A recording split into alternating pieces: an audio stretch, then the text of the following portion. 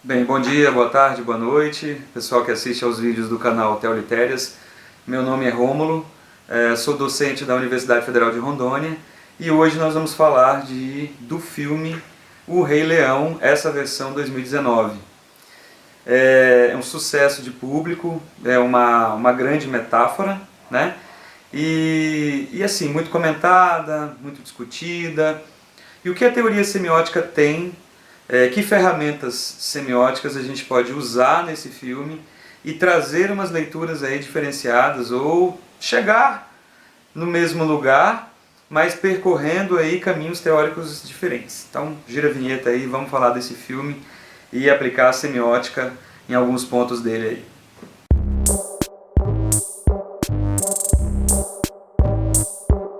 Bem, pessoal, o filme O Rei Leão foi primeiro lançamento dele foi em 94. Era um filme bem desenhado à mão e tal, e já trazia uma metáfora muito consistente e que foi aproveitado aí por diversos setores, tanto bem criticada por diversos setores ideológicos, né? Depois foi feito um remake em 3D em 2011 e agora essa versão 2019 totalmente hiperrealista, feita toda em computador e tal, buscando mais essa questão da realidade.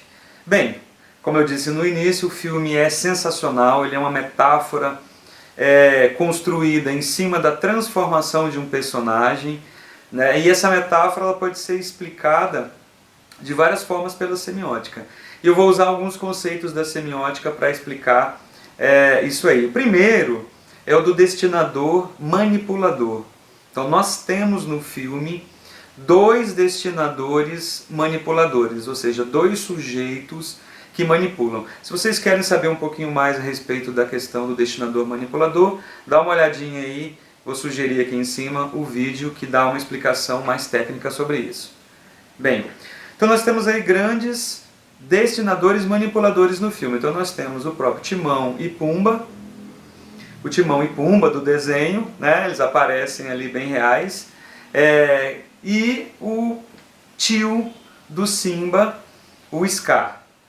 E aí a gente percebe que está tudo em volta do Simba, e ele é o nosso sujeito aí da narrativa do Rei Leão. Então ele é um sujeito da narrativa que está dentro da linha do tempo, ele vai percorrer a fase desde o seu nascimento, a infância, a adolescência, e a maturidade, né? Tanto como o rei, quando a tomada de consciência dele, depois de pai.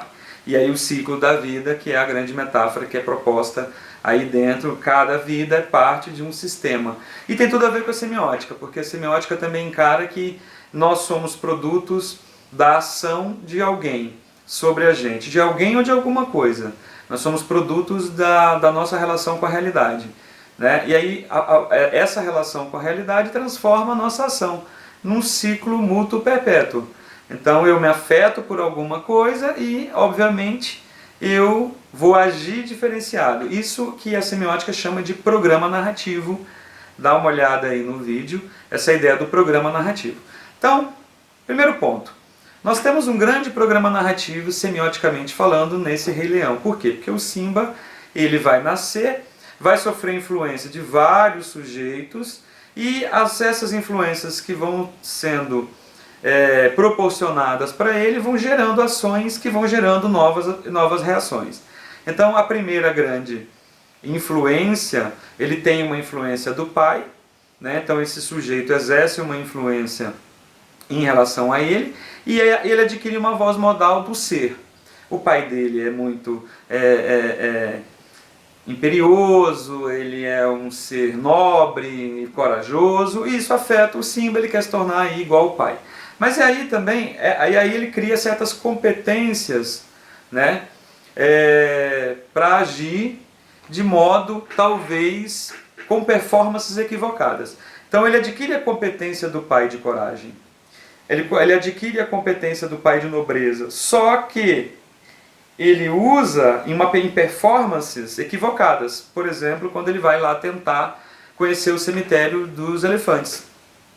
E aí ele usou uma competência que ele adquiriu do pai, mas numa performance equivocada. É óbvio que para a narrativa isso é ótimo, porque traz, como eu sempre digo, a narrativa é feita de pequenas desgraças, e essas desgraças são excelentes, porque ele vai para esse cemitério dos elefantes, automaticamente, lá ele já desencadeia essa performance equivocada dele, já gera um primeiro tremor aí na trama. E o segundo grande tremor, ele vem quando ele executa uma outra performance, que é ir ao vale para rugir como pai, né? E aí é que acontece lá a debandada daqueles animais que esqueci o nome agora, depois eu lembro, e que acaba matando o pai dele. E ele se sente culpado por aquilo. Então, a competência que ele adquiriu do pai de coragem o leva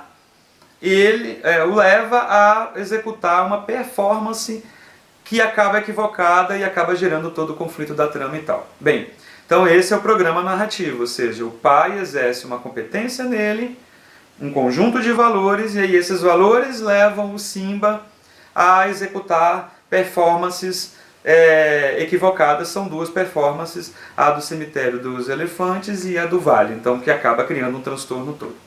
Tá? Mas aí vamos voltar à questão do destinador manipulador. Bem, um ponto aqui, vamos começar um outro período. Se vocês têm dúvida a respeito de competência e performance, ou seja, isso aí tem um videozinho aí também, vou sugerir aí, que vai dar uma explicaçãozinha técnica para você lá, ok? Se quiser lá dar uma olhadinha, tá? Bem, mas vamos falar lá do destinador manipulador, porque isso eu acho que é uma grande sacada. Nós temos dois manipuladores ali no filme clássicos, um manipulador para o bem e um manipulador para o mal, né? Digamos que uma carga de valores positivas e negativas aí. O tio Scar, ele manipula o Simba duas vezes.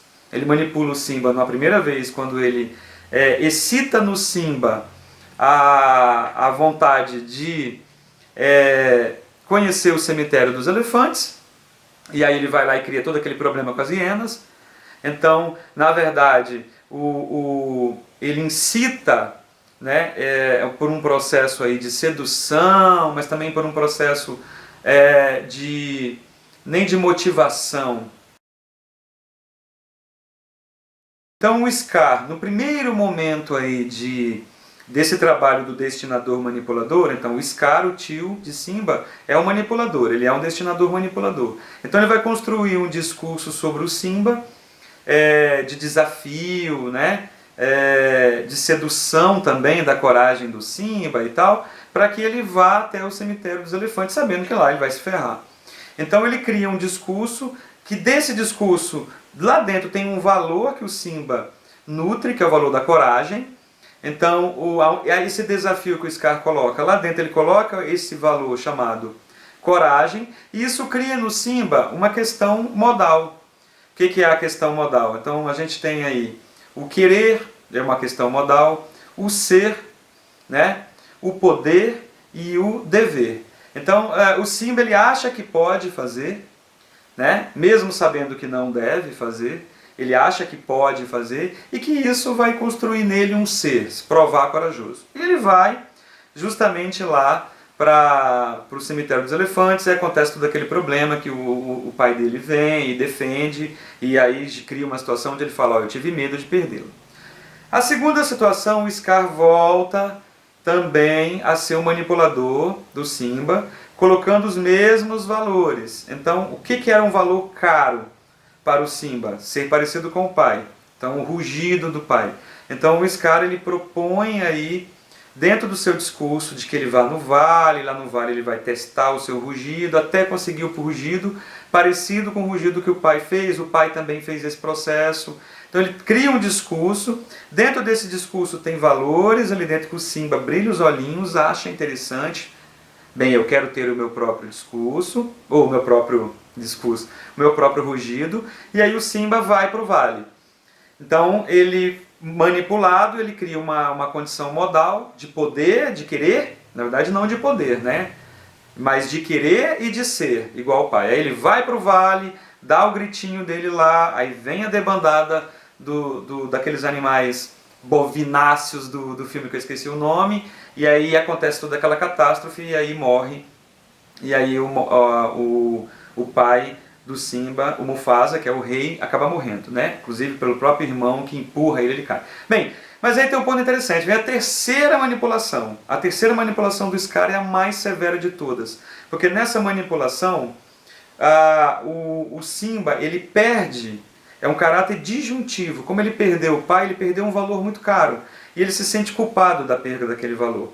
Ele acha que aquele valor que ele perdeu, ele foi o culpado. E o Scar constrói esse discurso na cabeça dele e faz com que ele acredite naquele discurso, legitime aquele discurso, de que ele realmente foi culpado, ele foi culpado de perder aquele valor, e de que para isso ele deve deixar de ser ele próprio, para que o próprio Scar passe a ser rei. Então ele vai criar um outro ser, então vai fugir daquele ser, seu herdeiro, de seu futuro rei, para ser o culpado do assassinato e fugir aí e encontrar o Timão e o Pumba lá naquele outro espaço, que parece que é um espaço bem mais bacana. Então, o Scar, ele é um sujeito narrativo aí dentro com três momentos de manipulação. Sendo o último momento o momento mais complexo, talvez o momento mais forte, onde ele vai fazer com que o Simba acredite não ser mais ele, onde ele perca a identidade dele e aí ele vá lá conviver com o Timão e o Pumba. Quando ele encontra o Timão e o Pumba, você vai ter um outro manipulador. Não deixa de ser manipulador.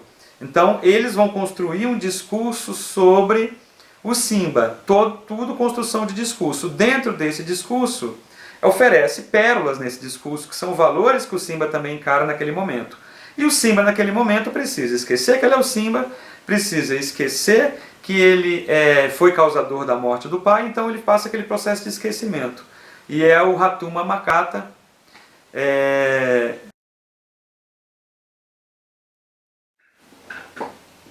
Simba, ele vai beber dessa filosofia, onde tem valores que ele precisa, como o valor de esquecimento, né? Um valor de alterar o seu ser, é a modalidade principal aí, é ele não ser aquilo que ele infelizmente foi, tudo que ele ocorreu, e aí ele vai viver uma vida hedonista, uma vida de negação, uma vida onde você apenas curte o dia, um carpe diem, né?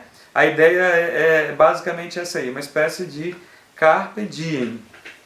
E nessa filosofia do Hakuna Matata, que é a filosofia de se deixar levar e viver o dia e tudo mais, ele vai se transformar em outro sujeito. Então, a modalidade que ele acaba explorando é do não dever. Ele tem um dever, a mãe ficou, ele está vivo, ele poderia voltar, o Scar assumiu o reino, mas ele finge, ele nega tudo isso para se tornar um ser. Ele nega até quem ele é. Ele passa a comer vermes, ele passa a se alimentar dos besouros e tudo mais, então ele nega a sua própria existência. Então há uma negação da existência dele. E aí é que vem todo o processo de competência e performance para que ele volte a ser o Simba, né? E nesse processo, aquele macaquinho, ele foi crucial, porque aquele macaquinho ele vai conduzir o processo. Ele é o sujeito que vai gerar no Simba a competência de rei, porque ele vai levar o Simba, e é um momento brilhante do filme, porque ele vai levar o Simba no rio, e ele vai falar, o seu pai está aqui. E aí quando ele olha no reflexo, ele vai vê-lo, mas vê o pai, vê o quanto que ele está parecido com o pai, o quanto que ele é o pai. Então esse processo aí vai criar no Simba, automaticamente, a competência de rei. Aí ele vai voltar para retomar o que é seu. Né? Então, o filme todinho ele pode ser muito bem explicado pela semiótica. Então a gente tem aí vários sujeitos, né? Nós temos o macaquinho, que também foi um sujeito que gerou competência, né? Ele voltou a ser o rei, a porrada foi ele ter visto ali a sombra do pai, ele viu aquilo ali, automaticamente ele percebeu quem ele era, adquiriu a competência de rei, ele falou, eu sou Simba, e ele voltou a retomar, e aí ele partiu com uma competência de buscar, de lutar para reaver o que ele tinha perdido. Então, pessoal, resumindo aqui, dá para a gente discutir muito tempo, mas eu quero deixar só esse desdobramento aí depois para quem quiser pensar. Então nós podemos usar o destinador manipulador, então nós temos dois manipuladores aí muito fortes, que é o Scar, o Timão e o Pumba, ambos aí em sentidos opostos, mas possuem discursos de manipulação, e que vão criar no Simba crenças e valores que na verdade é o que ele quer escutar e ele passa a acreditar naquilo, valores judicativos a respeito da vida, a respeito do que ele encara. Nós temos uma performance de competência maravilhosa, onde ele herda a competência do pai, e é claro que as lições do pai são as lições que ficam no filme inteiro, né, que ficam aí na película inteira, são as lições do pai. Então, bem, a semiótica ela pode nos ajudar muito, porque um filme como o Rei Leão, com sujeitos interferindo em outros sujeitos, né, é uma riqueza tão grande dessa transformação do indivíduo, do Simba passando por todas essas fases de acreditar em si mesmo, depois não perder essa crença quando vira adolescente, depois ganhar essa crença de novo. Todo esse trabalho é uma metáfora belíssima, por isso que é tão usado aí em discursos religiosos, por isso que é tão utilizado em autoajuda, por isso que é tão utilizado em discursos motivacionais. E a semiótica ela permite, por meio de ferramentas, observar essas interferências dos sujeitos aí através de uma nomenclatura, de análise, através desse programa narrativo. Bem, espero que vocês tenham gostado. Quem quiser comentar aí, comenta alguma coisa, curte, inscreva-se no canal aí, o canal Teoliteras, tá? E qualquer dúvida sobre o conteúdo, eu vou postar aí os cards em cima, você dá uma clicada aí para ver algum ponto. Não deixa de assistir não, Rei Leão, quem já conhece a história, vai se emocionar, a trilha sonora é sensacional e top de linha, um abração para todo mundo.